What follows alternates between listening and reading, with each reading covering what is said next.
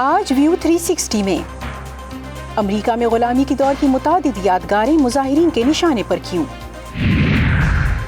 امریکی حکومت اس ہفتے غیر ملکیوں کے لیے متعدد ورک ویزاز معطل کر رہی ہے، جانیے آج کے شو میں۔ مشرق وسطیٰ میں مظاہرین ایک بار پھر سڑکوں پر، مگر پہلے سے زیادہ برہم کیوں؟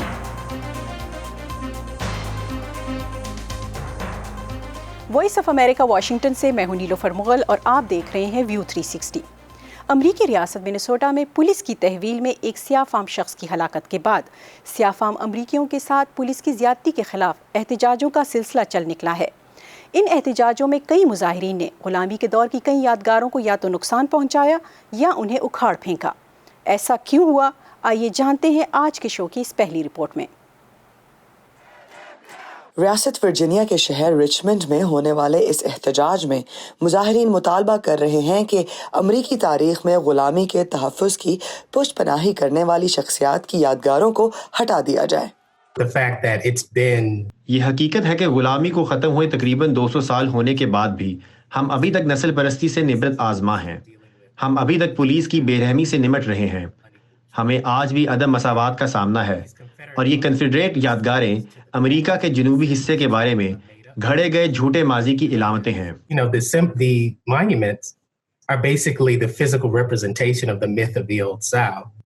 پروفیسر سارا بیتھم کہتی ہیں کہ امریکہ کے جنوبی علاقوں میں کنفیڈریٹ دور کی یادگاریں 1880 اور 1890 کے درمیان تعمیر کی گئیں۔ جنوبی علاقے کے تقریباً ہر کاؤنٹی میں عدالتوں کے لان میں کنفیڈریٹ یادگاریں بنی ہوئی ہیں۔ جب آپ ماورائے قانون ہلاکتوں کی تاریخ کے بارے میں سوچتے ہیں تو یہی وہ مقامات ہیں جہاں ستم رسیدہ افراد کو اکثر اغوا کیا جاتا یا ایک جھوٹے مقدمے کی کارروائی کے بعد ان کے ساتھ گھناؤنا واقعہ پیش آتا، اور یہ یادگاریں ان ناقابل فراموش واقعات سے جڑی ہوئی ہیں، اور ان کو سفید فام بالادستی کی ریاستی سرپرستی کی علامات سے ہٹ کر دیکھنا واقعی مشکل ہے۔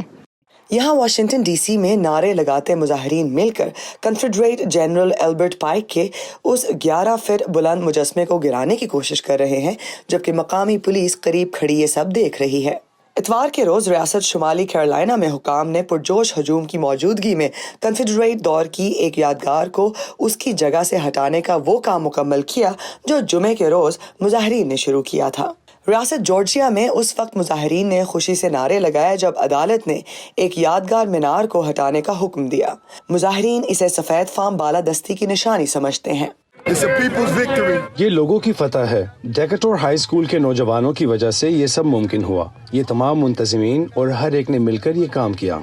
اس ہفتے کے آخر میں ریاست اوکلاہوما میں امریکی صدر ڈونلڈ ٹرمپ نے ایکٹیوسٹ کے بارے میں بات کی جنہوں نے کنفیڈریٹ دور کے فوجیوں کے مجسموں کو توڑا اور یادگاروں کو نقصان پہنچایا۔ دیوانگی کا شکار بائیں بازو کا ہجوم ہماری تاریخ کو مس کرنے اور ہماری خوبصورت یادگاروں کی توہین کرنے کی کوشش کر رہا ہے۔ گزشتہ جمعرات کو ریپبلکن جماعت کے سینیٹر روائے بلنٹ نے یو ایس کیپٹل کی عمارت سے کنفیڈریٹ دور کے مجسموں کو ہٹانے کے لیے اس مجوزہ قانون کی منظوری کو روک دیا جسے ڈیموکریٹک جماعت کے سینیٹروں کوری بکر اور چارلز شمر نے سینٹ میں پیش کیا تھا۔ یہاں ہالز میں ان مجسموں کی مسلسل موجودگی افریقن امریکنز اور ہماری قوم کے تصورات کی توہین ہے۔ تاہم سینیٹر روائے بلنٹ نے اس پر اعتراض کرتے ہوئے کہا کہ کانگریس کا ریاستوں کے ساتھ ایک سمجھوتا ہے اور وہ اس پر غور کرنے کے لیے وقت چاہتے ہیں تاکہ رولز کمیٹی اس معاملے کی سماعت کر سکے۔ میرے نزدیک اس اقدام سے ریاستوں کے ساتھ ہمارے معاہدے کی پامالی ہوگی۔ یو ایس کیپٹل کے نیشنل اسٹیچوٹری ہال کلیکشن میں کم از کم 12 ایسے مجسمے ہیں جو 1860 کی خانہ جنگی میں غلامی کو برقرار رکھنے کی حامی امریکی کنفیڈریٹ ریاستوں کے وفاداروں کو خراج تحسین پیش کرتے ہیں۔ مریمیا ڈلاؤ کے ساتھ Iram Abbasi, voice of America, Washington. امریکہ میں نسلی امتیاز اور پولیس کی صفاقی کے خلاف احتجاجوں کا سلسلہ جاری ہے جو زیادہ تر پرامن ہیں۔ مختلف مذاہب اور رنگ و نسل سے تعلق رکھنے والے مظاہرین میں ایشیائی امریکی بھی شامل ہیں، جن میں زیادہ تر کے لیے جارج فلائیڈ کی ہلاکت کا واقعہ ایک کھلی حقیقت بن چکا ہے۔ امریکی ریاست میریلینڈ کی رہائشی آریانی اونگ کہتی ہیں کہ وہ سالوں سے سیاہ فام امریکیوں کی ہلاکتیں دیکھ رہی ہیں، لیکن جارج فلائیڈ کی موت ان سب سے مختلف تھی۔ I cared about it intensely. میں نے اس پر بہت دھیان دیا. یہ میرے لیے تبدیلی کا لمحہ ثابت ہوا. سیاہ فاموں کی ہلاکت کے بہت واقعات ہو چکے ہیں، لیکن جارج فلوئڈ کی موت نے میری توجہ ایشیائی امریکیوں کے حقوق کی جنگ سے سیاہ فاموں پر مرکوز کر دی. امریکہ میں کرونا وائرس کے پھیلاؤ کے ساتھ ہی یہاں آباد ایشیائی امریکیوں کے خلاف امتیازی سلوک میں اضافہ ہوا. ریاست میریلینڈ کی قانون ساز لیلی چی کے مطابق امتیازی اور پرتعصب رویے کے خلاف جنگ میں ایشیائی اور سیاہ فام اکٹھے ہیں. I'm seeing more and more Chinese and Asian Americans waking up. میں مزید چینی اور ایشیائی امریکیوں کو متحرک ہوتے دیکھ رہی ہوں، جنہیں احساس ہو رہا ہے کہ چاہے آپ سفید فام علاقوں میں رہیں، مہنگے اسکولوں سے اچھی ڈگریاں اور بہترین نوکریاں بھی حاصل کر لیں، لیکن آپ کو یہ باور کرانے کے لیے کہ آپ پھر بھی مکمل امریکی نہیں، صرف ایک وائرس ہی کافی ہوتا ہے. یہ عالمی وبا اور جارج فلوئڈ کی موت ہمارے لیے جاگنے کا وقت ہے.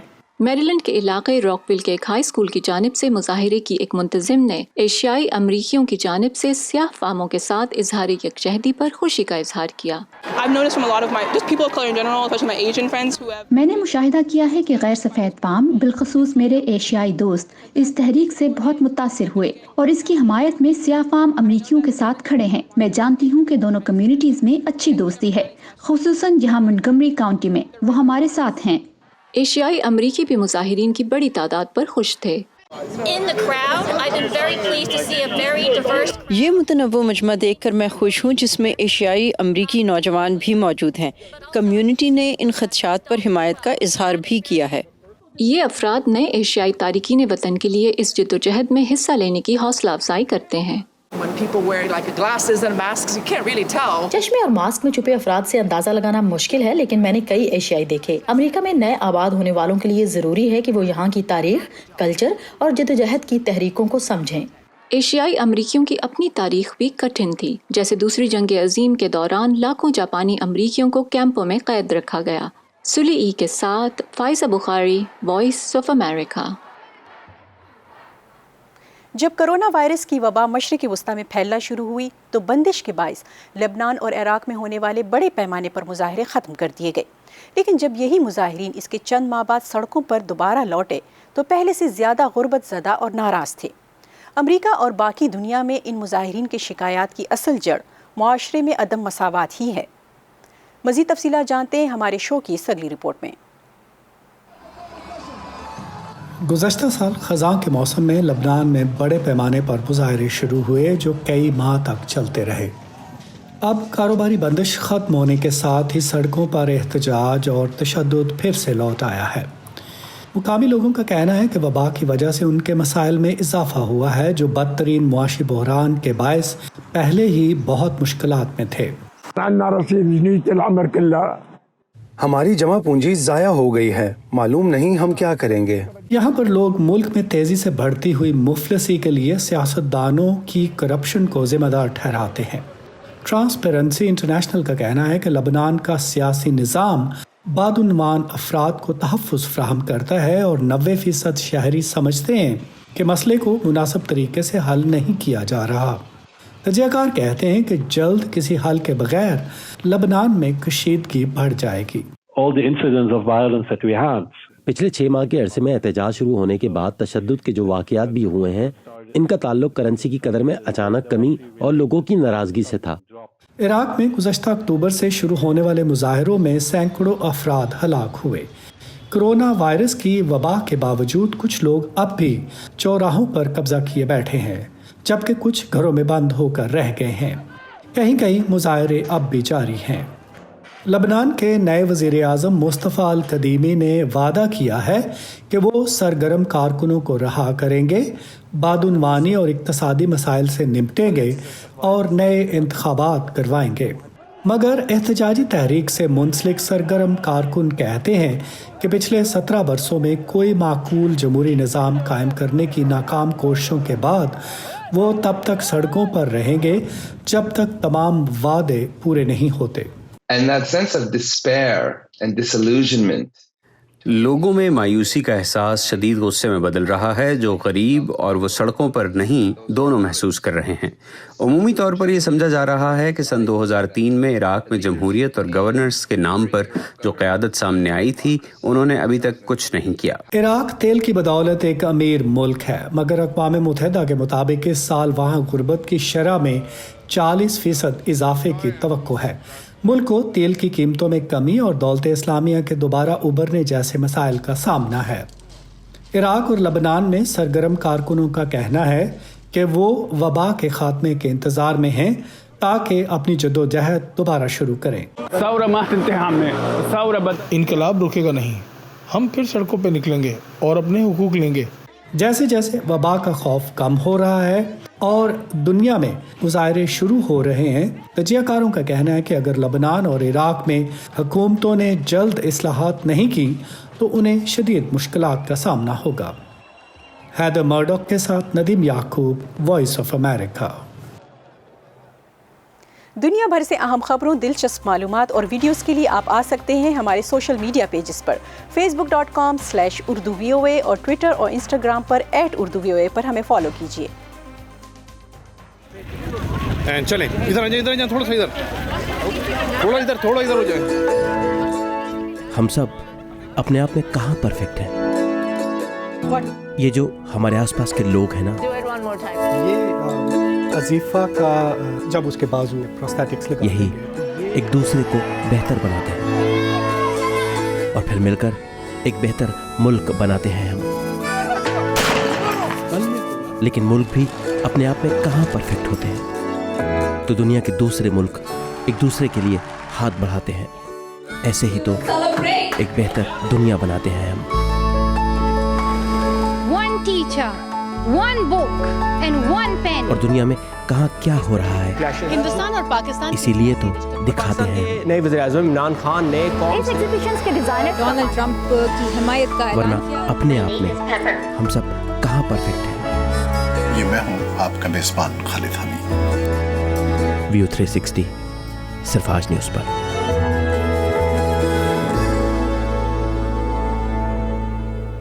مذہبی آزادی انسانوں کے بنیادی حقوق میں سے ایک ہے۔ اس میں کسی مذہب کو ماننا یا نہ ماننا یا یقین نہ کرنے کا حق بھی شامل ہے۔ امریکی کمیشن برائے بین الاقوامی مذہبی آزادی یا یوسرف ان حقوق کو دنیا کے تمام ملکوں میں یکساں یقینی بنانے کے لیے کام کرتا ہے، خاص طور پر ایسے ملکوں کی حکومتوں کو جواب دہ ٹھہراتا ہے جہاں کی اقلیتوں کی مذہبی آزادی کو خطرہ ہو۔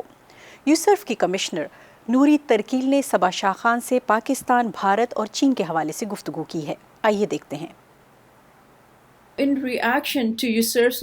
آپ کے ادارے کی جانب سے منفی درجہ بندی دیے جانے کے رد عمل میں ممالک عام طور پر امریکہ کو اس بارے میں حاصل اخلاقی جواز پر سوال اٹھاتے ہیں۔ یہی سوال میں آپ کے سامنے رکھتی ہوں کہ امریکہ کو کیا اختیار ہے کہ وہ دوسروں پر سوال اٹھائے۔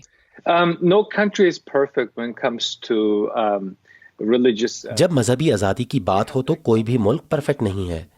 ہمیں یہ تسلیم کرنا ہوگا کہ خود ہمارے سمیت ہر ملک کے مسائل ہیں، لیکن مسئلہ یہ ہے کہ کچھ ممالک میں جنہیں خلاف ورزی پر نامزد کیا گیا ہے یا جن پر عوامی سطح پر تنقید کی گئی ہے، ان میں سے اس قسم کا طریقہ کار موجود نہیں ہے جو ہمارے ملک میں ہمارے شہریوں کو مہیا ہے۔ مثال کے طور پر ہمارے ہاں بہت متحرک سول سوسائٹی ہے، ہمارے پاس بہت فعال اور منصفانہ عدالتی نظام ہے، ہمارے پاس نہایت ہی فعال کانگریس ہے جو کسی بھی شہری کی سنوائی کے لیے دروازے کھول سکتی ہے جو اپنی شکایت کا اظہار کرنا چاہتے ہیں، اور موجودہ انتظامیہ کی کچھ پالیسیز کو امریکی قومی کردار سے الگ کر کے دیکھنا ہوگا۔ اقلیتوں کی مذہبی آزادی کے خلاف ورزی کے معاملے میں ہندوستان اور پاکستان دونوں یوسرف کی خاص تشویش والے ممالک کی فہرست میں ہیں، تو امریکہ کے پاس وہ کون سے طریقے ہیں کہ وہ ان ممالک کے طریقے درست کر سکے؟ ہم نہیں چاہتے کہ کوئی بھی ملک اس فہرست میں شامل ہو۔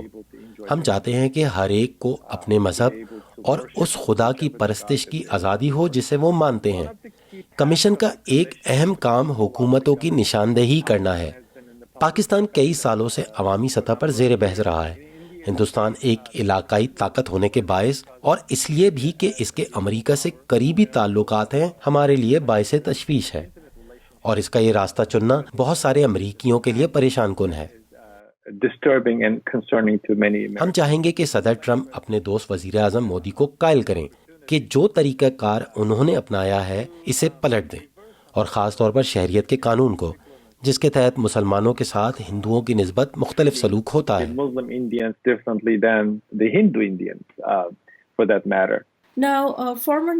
اب قومی سلامتی کے سابق مشیر جان بولٹن نے اپنی نئی کتاب میں یہ دعویٰ کیا ہے کہ مسٹر جی نے ژنجیانگ میں چین کے کیمپوں کا دفاع کیا، تو ٹرمپ نے کہا کہ انہیں تعمیر جاری رکھنی چاہیے۔ صدر ٹرمپ بولٹن کی کتاب کو جھوٹ اور من گھڑت قرار دے چکے ہیں۔ اس تناظر میں یوسف کی ایغور کاز کے لیے کی جانے والی کوششوں کے پس منظر میں دنیا اور خاص طور پر چین کو کیا پیغام ملتا ہے؟ یہ ایک اسکینڈل ہے۔ تفصیلات میں جائے بغیر میں یہ کہوں گا کہ یہ ایک الزام ہے۔ ہم نے پہلے ہی پچھلے 2 سالوں میں امریکی حکومت کو کچھ اہم اقدامات کرتے ہوئے دیکھا ہے۔ میرے خیال میں صدر کے لیے یہ موقع ہے کہ وہ اس مسئلے پر آواز مزید بلند کریں۔ اس سے قطع نظر انہیں چاہیے کہ وہ اس کے بارے میں عوامی سطح پر بات کریں، اور فوری طور پر UHRP ایکٹ کو نافذ کرنا چاہیے، اور ان چینی عہدیداروں پر اسے لاگو کرنا چاہیے جو ایغور، دیگر مسلمانوں اور دیگر مذہبی اقلیتوں کے خلاف انسانی حقوق پامال کرنے کے ذمہ دار ہیں۔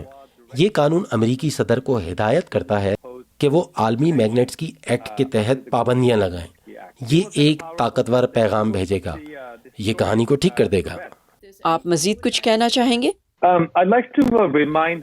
میں دنیا کو خبردار کرنا چاہوں گا کہ چین کی حکومت نہ صرف ایغور لوگوں پر غیر انسانی پالیسیاں نافذ کر رہی ہے، جیسے ٹیکنالوجی کے ذریعے نگرانی وغیرہ، بلکہ وہ اپنے روایتی حلیفوں میں بھی اس طریقہ کار کو پھیلا رہی ہے۔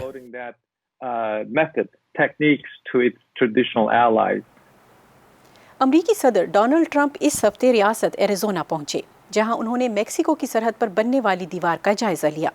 اس دوران اپنے خطاب میں انہوں نے امیگریشن کے حوالے سے اپنی کامیابیاں بیان کی۔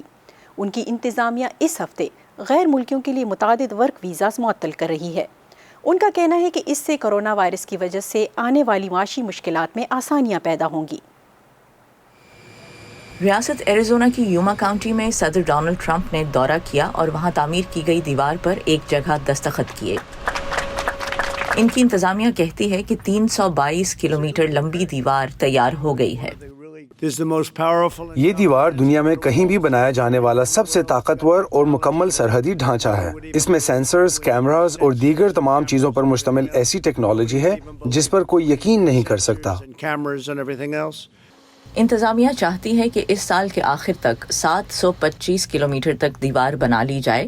سرحدی حکام کے مطابق اس دیوار کا بیشتر حصہ پہلے سے موجود بیریئرز اور رکاوٹوں کی جگہ بنے گا۔ اسی دوران اس ہفتے صدر ٹرمپ نے ایک صدارتی حکم نامے پر دستخط کیے ہیں، جس کے تحت H-1B ویزا اور ٹیکنالوجی سیکٹر میں دیگر ماہر اور پیشہ ور افراد کے لیے ورک ویزا اس سال کے آخر تک معطل رہیں گے۔ انتظامیہ کہتی ہے کہ اس سے ایسے امریکیوں کو روزگار ملے گا جو وبا کے دوران نوکریوں کی تلاش میں ہیں، لیکن ٹیکنالوجی کی بڑی کمپنیز جیسے Amazon اور Google نے اس فیصلے کو رد کر دیا ہے، کیونکہ انہیں ہر سال غیر ملکی ہنرمند افراد کی ضرورت پڑتی ہے۔ ضروری نہیں کہ یہاں رہنے والے لوگ ان ہنرمند افراد کا متبادل ثابت ہو سکیں۔ لوگ سمجھتے ہیں کہ ایک ٹیکنیکل ورکر دوسرے ٹیکنیکل ورکر کی طرح ہی ہوتا ہے، لیکن بہت سے مخصوص ہنر ایسے ہیں، خاص طور پر آج کل کے ٹیکنالوجی کے دور میں، جیسے آرٹیفیشل انٹیلیجنس وغیرہ، جس کے بارے میں آپ محض ایک اخبار میں اشتہار دے کر یہ توقع نہیں کر سکتے کہ آپ کے دروازے پر 20 لوگ اس کام کے لیے پہنچ جائیں گے۔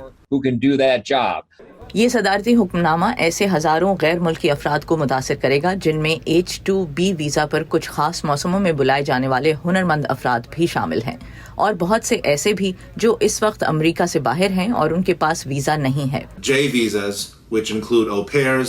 جے ویزا، جس میں گھروں میں کام کرنے والی ملازمائیں، طلبہ، اساتذہ اور تحقیق کاروں کے ساتھ ساتھ غیر ملکی ڈاکٹرز بھی شامل ہیں۔ ساتھ ہی ایل ویزا، جس کے ذریعے ایک کمپنی اپنے بزنس ایگزیکٹوز، مینیجرز اور ماہر افراد کو بلانے کے لیے استعمال کرتی ہے۔ وبا کے دوران صدر ٹرمپ کی پہلی انتخابی ریلی ہفتے کے روز اوکلاہوما کے شہر ٹلسا میں منعقد ہوئی، جس میں توقع سے کم لوگ شامل ہوئے۔ سرحد کے دورے کے دوران صدر نے اپنے ووٹر بیس کو متحرک کرنے کے لیے امیگریشن کے حوالے سے اپنے اقدامات گنوائے۔ یہ وہ اقدامات ہیں جو ان کی انتخابی مہم کا اہم وعدہ بھی ہیں۔ ایسا لگتا ہے کہ یہ ایک وسیع معاشی اور سیاسی تصور کا حصہ ہے کہ امیگریشن امریکہ کے لیے بری ہے۔ چونکہ ریپبلکن پالیسی ساز جن میں صدر بھی شامل ہیں سمجھتے ہیں کہ ان کے ووٹر بیس کو یہی چاہیے اور وہ انہیں یہی دینے کی کوشش میں ہیں. صدر نے ایریزونا کے دورے کا اختتام ایک انتخابی مہم کی تقریر کے سٹائل میں ہی کیا. وہ اسٹوڈنٹس فار ٹرمپ نامی ایونٹ میں شریک ہوئے. بائیں بازو کے شدت پسند افراد ہماری تاریخ سے نفرت کرتے ہیں. انہیں ہر اس چیز سے نفرت ہے جو ہمارے لیے امریکی ہونے کی حیثیت سے باعث فخر ہے, کیونکہ ہمارا ملک ان کی وجہ سے عظیم نہیں بنا, یہ آپ لوگوں کی وجہ سے اور آپ کی سوچ اور نظریات سے عظیم بنا ہے. روایتی طور پر ریاست ایریزونا کے بارے میں سمجھا جاتا ہے کہ وہاں ریپبلکن پارٹی کے امیدوار کو حمایت حاصل ہوتی ہے, لیکن آنے والے الیکشنز کے لیے یہ علاقہ میدان جنگ بنے گا کیونکہ نومبر میں ہونے والے انتخابات کے نتائج غیر متوقع ہو سکتے ہیں. پیٹسی وڈاکوسوارا کے ساتھ نخبت ملک, وائس آف امریکہ.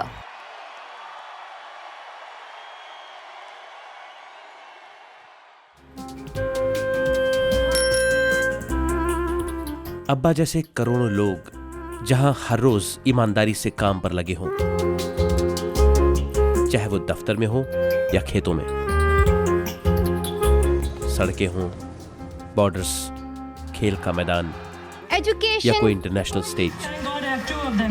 جب پاکستان کا نام روشن کرنے والوں کی کہانیاں کہنے کے لیے ہمارے پاس وقت کم پڑ جائے, جب پورا ملک ہی خود کو آگے لے جانے میں لگا ہو, تو پھر دنیا بھر میں اس کا پرسپشن مٹھی بھر لوگ کیوں بناتے ہیں؟ We are almost there, but not there yet. لگتا ہے تھوڑی محنت اور کرنی ہوگی ہمیں بھی. ویو 360 صرف آج نیوز پر.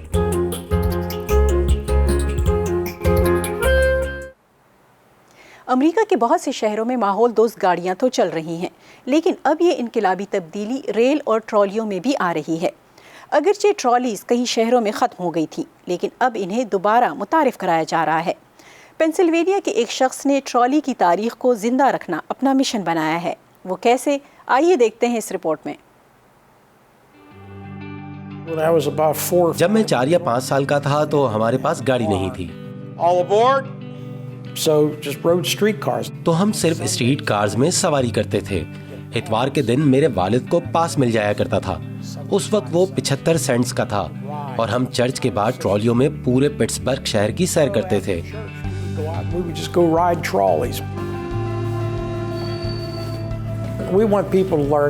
ہم چاہتے ہیں کہ لوگ تاریخ کو جانیں اور یہ کہ شہر کیسے ترقی کر چکے ہیں, کیونکہ ایک وقت تھا کہ لوگ اپنی پوری زندگی صرف اپنے علاقے کے آس پاس کے 2 میل میں ہی گزار دیا کرتے تھے.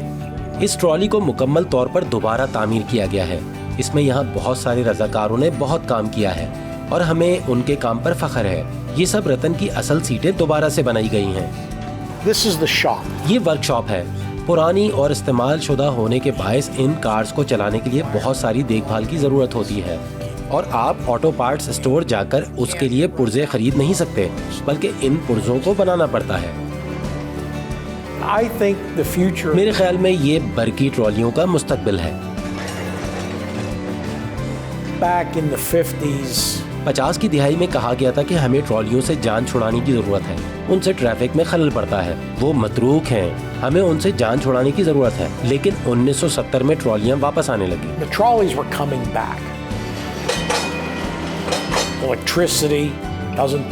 بجلی آلودگی نہیں پھیلاتی. آپ بسوں کی نسبت ٹرالیوں پر زیادہ سے زیادہ لوگوں کو لے جا سکتے ہیں. اب امریکہ میں 30 سے زیادہ شہر ہیں جن میں ٹرالی یا ہلکی ریل گاڑی ہیں, تو میں اسے زیادہ سے زیادہ دیکھ رہا ہوں. ہم دوبارہ اس کی طرف جا رہے ہیں اور یہ واقعی بہت اچھا ہے.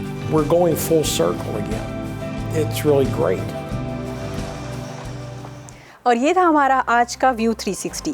آپ ہمیں اپنی رائے سے بھی آگاہ کر سکتے ہیں سوشل میڈیا پیجز پر.